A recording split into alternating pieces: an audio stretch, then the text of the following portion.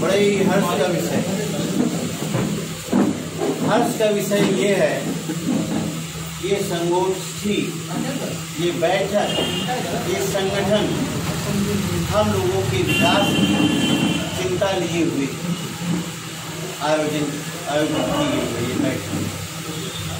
हमने सभी प्रबुद्ध वर्गों की, सभी सज्जनों की विचार सुनी।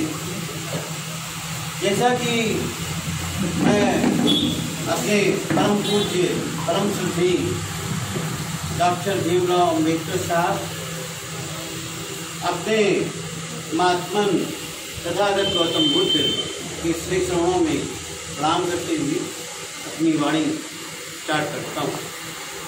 साथियों, हम निरंतर चिंतनशील रहें, निरंतर अपने आप से प्रश्न पूछते रहें कि हम जिस समाज से आए उस समाज को हम बदले में क्या दे रहे, हमारा समाज ने हमको कितना शिक्षित किया और कहाँ पहुँचाया, और उस पहुँचाने के बदले हमने समाज को क्या दिया।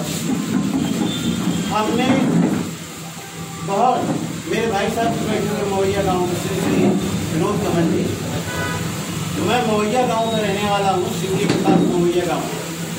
वहाँ सन 80 से मैं निकला, इंडियन एयरफोर्स ज्वाइन किया मैंने, और सन 2000 में मैं वहाँ से रिटायर्ड हुआ, और 2001 में मैं नवोदय विद्यालय समिति द्वारा स्थापित विभिन्न जवाहर नवोदय विद्यालयों में बतौर शिक्षक का कार्य किया। मैंने प्रथमतः जवाहर नवोदय विद्यालय जालना महाराष्ट्र में मैं गया 10 सितंबर 2001 और 14 अप्रैल का दिन आया तो देखा कि वहाँ सुनसान। मैंने कहा भाई 14 अप्रैल है, डॉक्टर भीमराव अम्बेडकर साहब की जयंती है, इस दौरान कोई भी कार्यक्रम नहीं हो रहा है। तो उन्होंने बताया नहीं, यहाँ कार्य ये जयंती नहीं मनाई जाती। मैंने कहा ठीक है। हमने अपना हाउस लिया, 48 बच्चे एक हाउस में थे, वहाँ मैंने बाबा साहब की फोटो रखी और माल्यार्पण किया। वहीं से मेरी जो लोगों ने क्रियाकलाप देखी और आगे के जन्मदिन मनाए जाने लगे। साहब, मैं ये महाराष्ट्र की बात कर रहा हूँ, और महाराष्ट्र का कार्यक्रम देख करके ये जो बीएसपी थी वो भी सन 84 के बाद आई बीएसपी, और हम लोगों को बाबा साहब के बारे में भी जानकारी प्राप्त हुई, वो उसके बाद में ही ज़्यादा जानकारी हुई। माननीय मुख्यमंत्री महोदया श्री सुश्री कहें मायावती जी ने जो कार्य किया है, ये बुद्ध का जो प्रचार और प्रसार बुद्ध धर्म का किया है, वो वास्तव में सराहनीय है। या तो ये कार्य अशोक कालीन में हुआ था या इस समय हुआ। आज जगह जगह जो आप बौद्ध विहार देख रहे हैं उसमें मायावती जी का ही योगदान आप देख रहे हैं।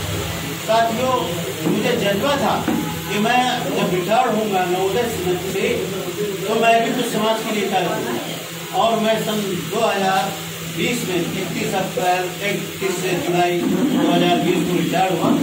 समाज में गया, समाज के लोगों के जीवन देखा, नजदीकी से लिखा, और उसके लिए मैंने विधायक का चुनाव था।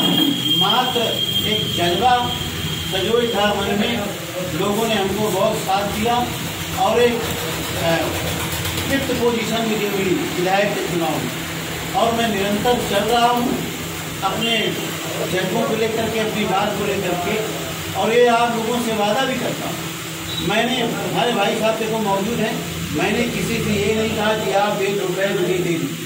ये अवश्य कहा कि मेरी एक गाड़ियाँ हैं तो उसमें 1 दिन का समय अवश्य दीजिए मेरी गाड़ियों को बैठें, और 315 गांव है रसूलाबाद विधानसभा क्षेत्र में, 406 बूथ हैं, किसी जगह आप मुझे अपनी रिश्तेदारी में ले सकते। लोगों ने बहुत सा साथ भी दिया भी, और मैं कानपुर नगर से, इसमें 5 विधानसभा क्षेत्र हैं, जैसे कि कानपुर कैंट, आर्य नगर, केंद्रीय नगर, सीसामऊ और गोविंद नगर।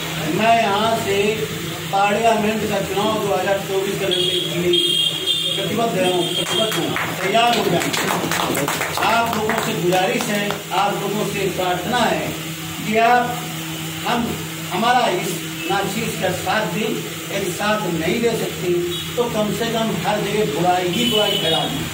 यदि बुराई फैलाएंगी, ये डॉक्टर संतोषी लाल कमल है और बहुत बेईमान है, एयरफोर्स की नौकरी से बहुत पैसा कमाया है, नवोदय विद्यालय समिति से पैसा कमाया है और यहाँ भी आपके सोचने के लिए खड़ा हो गया, तो भी मुझे बड़ी प्रसन्नता हुई।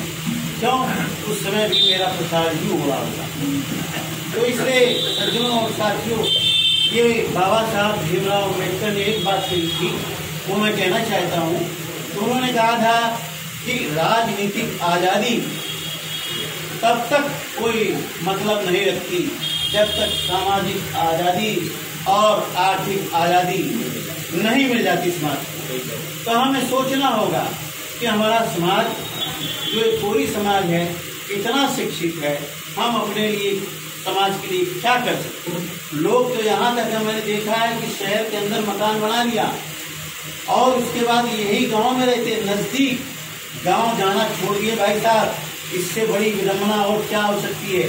यदि मैं गांव जाता हूँ, एडवोकेट की ट्रस्ट में जाता हूँ, यदि मैं मेडिकल की बातें करता हूँ, तो कई लोगों को मैं भला करके आता हूँ। हमारे पर लोग गर्व करते हैं, हमारे गांव के लोग कहते हैं कि कोई तो है हमारा समाज का एडवोकेट है, कोई हमारा डॉक्टर है, फिजियोथेरेपिस्ट है, जो कहीं ना कहीं हमारी मदद करता है। लोगों ने गांव जाना छोड़ दिया भाई साहब, इससे बड़ा दुख मुझे नहीं हो सकता। लोग गांव जाना इसलिए छोड़ दिए कि हम ऐसा न हो कि हम गबैला हो जाए। जिस समाज से हम लोग आए उस समाज को हम क्या दे रहे, हमें ये आत्मावलोकन करना होगा। शराब पीना, मादक पदार्थों का सेवन करना कहाँ तक जायज है? पंचशील में बताया गया है, पंचशील में 5 चीजों में मादक पदार्थ भी आते हैं। हम गुटखा, पान मसाला, बीड़ी, सिगरेट, शराब, गांजा, चरस, भांग का सेवन करते नहीं करना है बाबा साहब। और तथागत गौतम बुद्ध के पंचशील पढ़ेंगे तो एक ये भी नियम है कि हम अपने उद्देश्यों को पालन करें, जीवन को हकीकत में बदलें कि हमें मादक पदार्थों से सेवन से दूर रहना है। दूसरा, व्यभिचार से दूर रहना है। तीसरा, हमें चोरी से दूर रहना है, हमें असत्य भाषण से दूर रहना है। हम जो कह रहे हैं वही करें और जो कहते हैं वही कहें। ये हमारे बीच में आना चाहिए, पंचशील हमें आना चाहिए। अहिंसा, हम कितने लोग हैं जो मांस का सेवन नहीं करते, हम काम कर सकते हैं। हमारा समाज विकसित होता है तो पहले शराब फिर मांस, अंडा मांस का सेवन करता है। कहाँ तक हमारा कबीर साहब का संदेश है, अहिंसा परमो धर्म। फिर हम क्यों नहीं हम अहिंसा पर चलते? हमारा तो समाधि यही है, घास फूस खा करके। और साथियों, मैं इंडियन एयरफोर्स में गया हूँ, यहाँ हमारे इंस्पेक्टर साहब बैठे हुए हैं, इनसे पूछे इन्होंने कितना मुर्गा खाया, कितना अंडा खाया